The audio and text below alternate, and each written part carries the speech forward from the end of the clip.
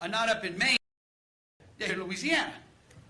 And I would love at some point a first-class maritime program here at Nicholls State University.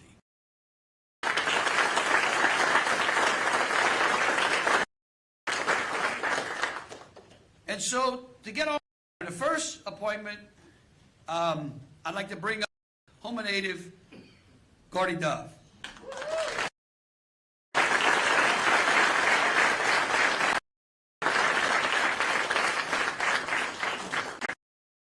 Many of y'all, I don't think anyone in this room doesn't know Gordy.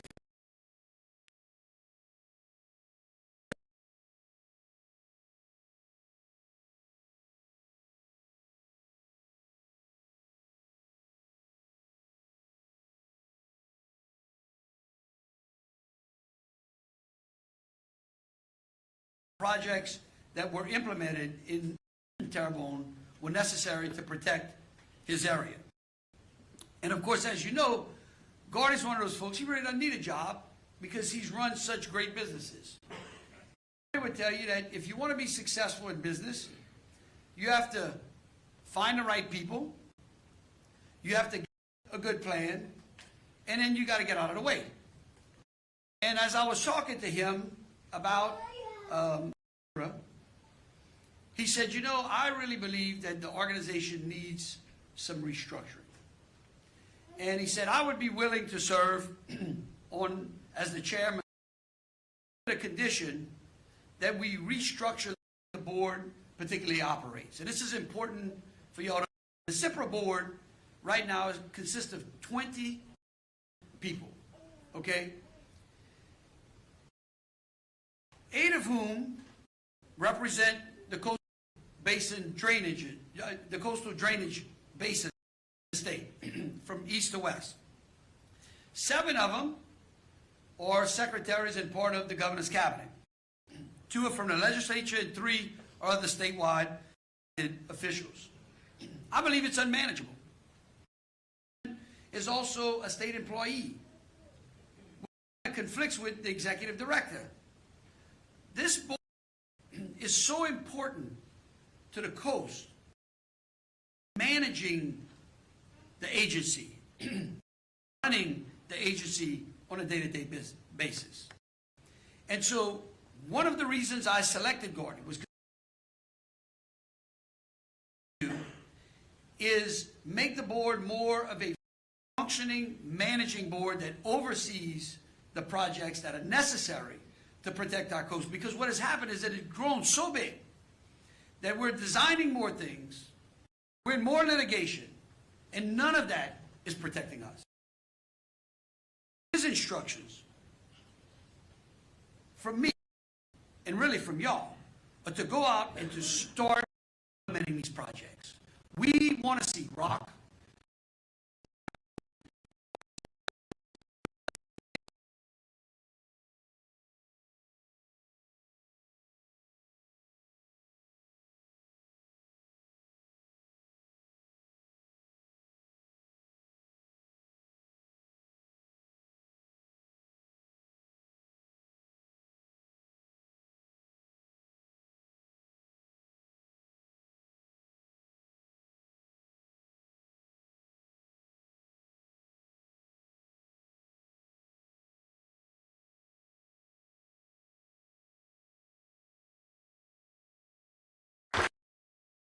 I want y'all to know, I want the public to know and everyone to hold it. I told them if they got these 2 positions, that Terrebonne last. Folks over in Cameron and Lake Charles and on the west, seriously, we want a very robust coastal management program being implemented because we have spent a lot of money, a lot of treasure, and a lot of time on a coastal master plan. But Tony is going to be the chairman of the Governor's Advisory Commission, and as many of you know already, he has played a critical role in protecting our coast. He served over 20 years on Terrebonne Levee and Conservation District, and I can tell you that have done more and are more of a model other parishes along the coast than both Lafourche and Terrebonne. In a way that y'all have taken the ball, recognized the dangers that were coming way over the horizon, and then started implementing a plan, even when the state and the federal government would not give you money. You taxed yourselves, you ran your projects, you built your... And I cannot thank the people of both Terrebonne and Lafourche for what they are showing the rest of the state, and that is why women are going to help us protect our coast. Then there's a third person, part of making sure that the project is completed and that it's managed properly. And I told Gordy, we want projects done on time, right?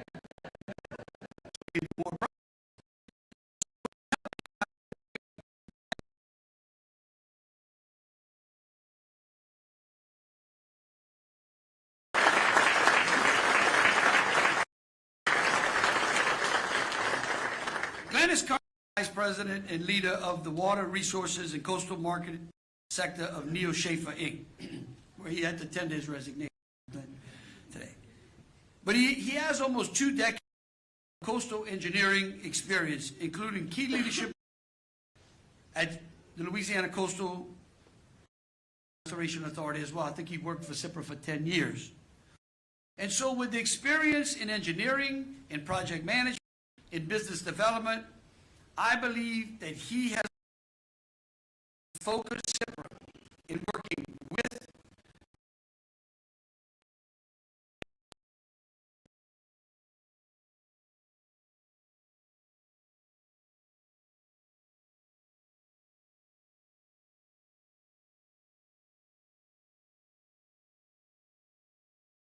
and then finally, I would like to invite Ben and Tyler Gray to come up.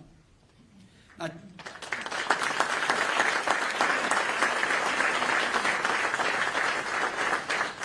quickly, Tyler is our Secretary of Department of Natural Resources that we announced a couple of weeks ago. I will tell you that these 2 men are probably some of the smartest people that I know. Literally, they are some of the best intellectual thinkers in this area that I know, and both experience. But we are appointing today Ben Bienvenu to join the administration as the new Commissioner of Conservation. Petroleum Engineering, and he received an MBA in Finance from LSU, as well as holding an engineering license.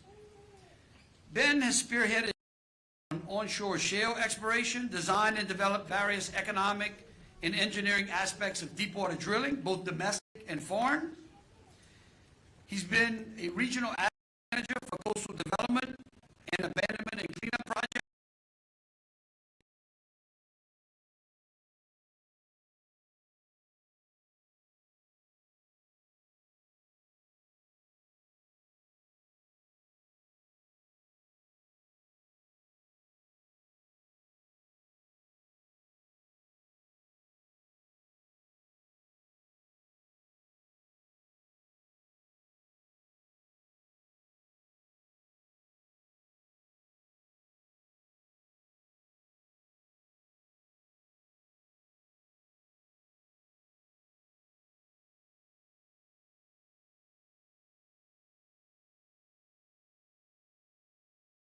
Poverty globally, any other industry in the world.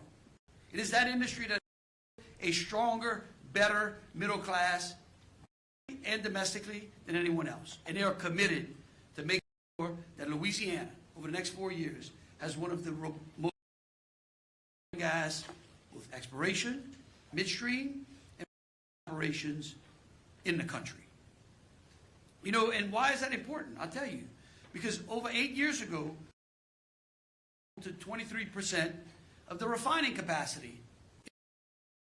Today is down to 21%.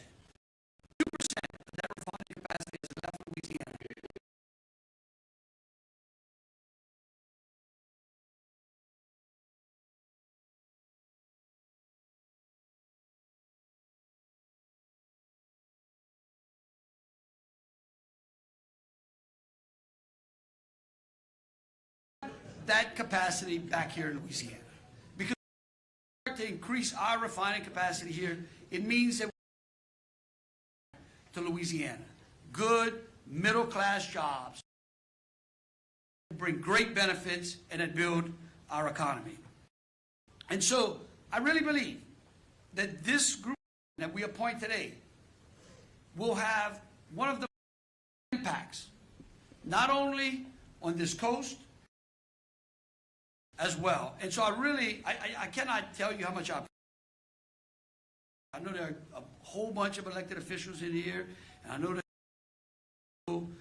Barrow, I know there's one of the senators. Oh, there you go. Y'all heard what I said about CIPRA, right?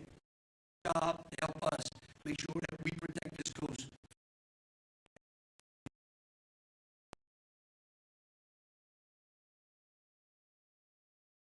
So thank y'all for giving me and the First Lady and these such a warm welcome here at Nicholls. And forward to getting started because we have a lot to do. And so with that, I will open it up to any questions. Yes, ma'am. What do you think is going to be you and these gentlemen during their tenure, or at least in the near future? Look, I think that change is always the biggest obstacle because no one likes change, okay? When you do change something for the better, they forget that they even had it before.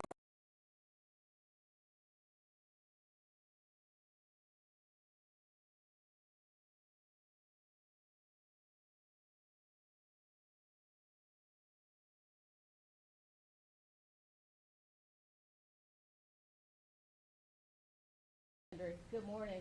You were hiding over there. You normally up front. I'm sorry? I said you normally up front. You were hiding. I didn't see you back there. This is where... They put, I know.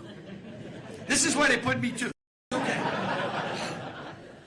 That said, I've spoken to members of your New Orleans Transition Council and say Troop NOLA will be deployed to the city. What will happen and how many troopers that will entail?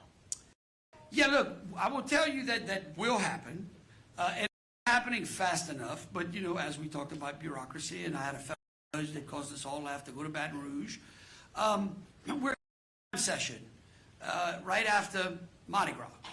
And part of that crime session is going to help us place the funding mechanism to get that troop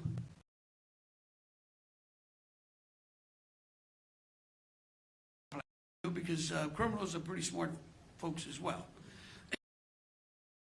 is that we are going to work with the legislature so that they understand that having a permanent troop in New Orleans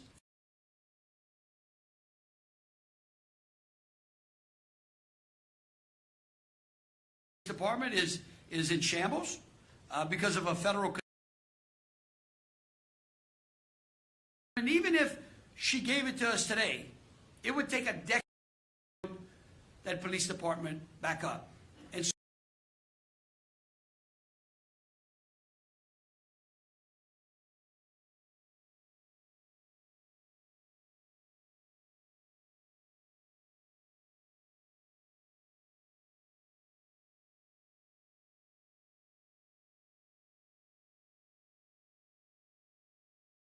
me, as soon as we're going to start putting some, we'll make sure that Kate calls you right away and you get that press release. If I might follow up, so it sounds like the troop may not be deployed until after the regular legislative session? I don't know. I'm waiting on the plan from the superintendent and his executive staff. I'm hoping, I think, and we want to make sure that the funding is in place. For me, it's way more important to aim before we fire, okay? We've got a real problem in this of firing and then aiming. And for those of you who do well, you probably starve. And so, working methodically through the process, and as soon, believe you me, I'll have to have had them on the ground today, but they are coming. But when they come, they're going to assist the citizens of that city and make it safe. Governor, you brought up... Now, that's 3 questions. Did you get 3? You brought up the crime sector to call that. And then finally, can you comment? Will ask lawmakers to expand executing people on death row to include maybe hangings and firing squads. Now, that's 4 questions. But I'll give them to you. Okay, the first is the special session, the day we're going to start is still, I think, has been out there. Y'all put it out early January. I think it's February 19th. The legislative leadership, actually today, information is going out to them. We've been speaking to bill authors and to other legislators as well. And so as soon as we get that put together, put it out to y'all. I know y'all are anxious to have it, but I mean, look, we got a lot on Mardi Gras. We got a lot to write about. Don't worry about that. In regards to the death penalty, look, that is and sobering issue. There are a lot of families that live a nightmare each and every day over the tragic and senseless violence that has occurred to their loved ones. They have gone through trials. They have gone through appellate process. See, one of our judges here, Ms. Jerry, he'll tell you. Judges, appellate processes, the Supreme Court, the state, and when judges convict someone of a capital punishment, they then go out and the jury goes back and says, you're guilty of the capital punishment, and now we're going to death. So it's twice those people go a jury of 12, unanimously. Between the victims and the state of Louisiana, because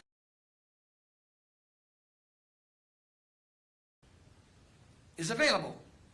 That is what the jury says the criminal should receive.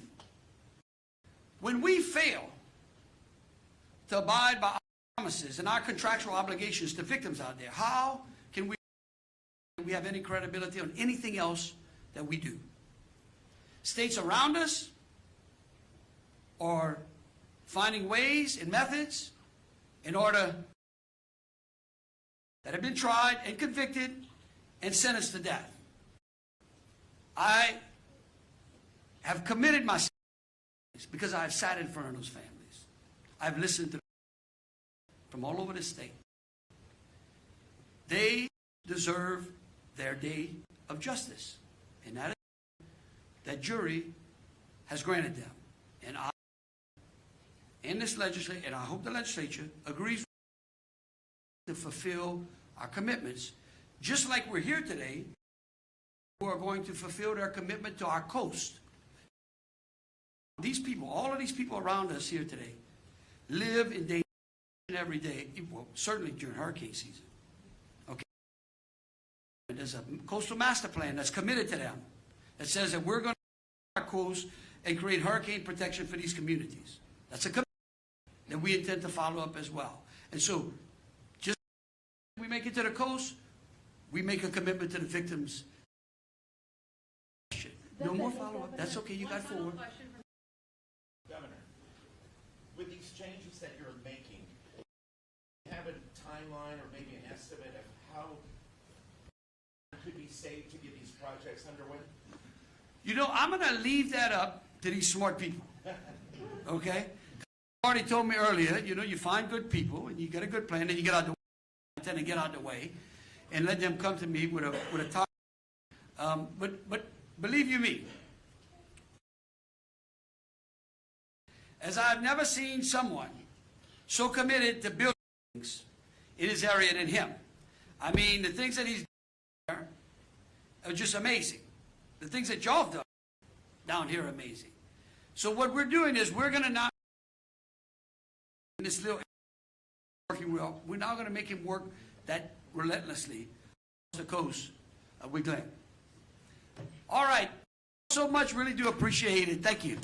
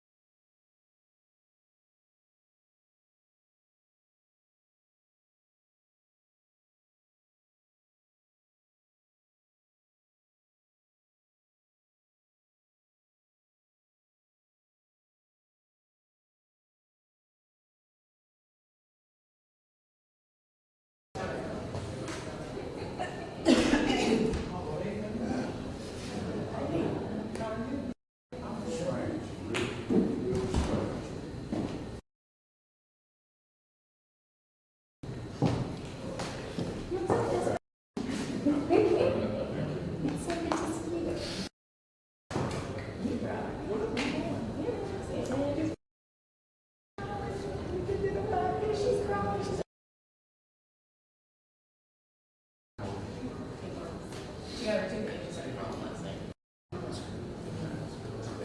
That means. Now she's leaving. Right. Yeah. Pretty much. No, but she's gonna, once she's gonna figure out how to do it. Or she already. No, she's like, Yeah, so that's gonna be like. Right. Just be mobile for practice. Love that. really. I was wondering why. It's on the day. Okay. If you don't open it for long enough, you'll be clear. Okay, you'll be fine. So I just. Yeah, and if you don't see it, Or go log in.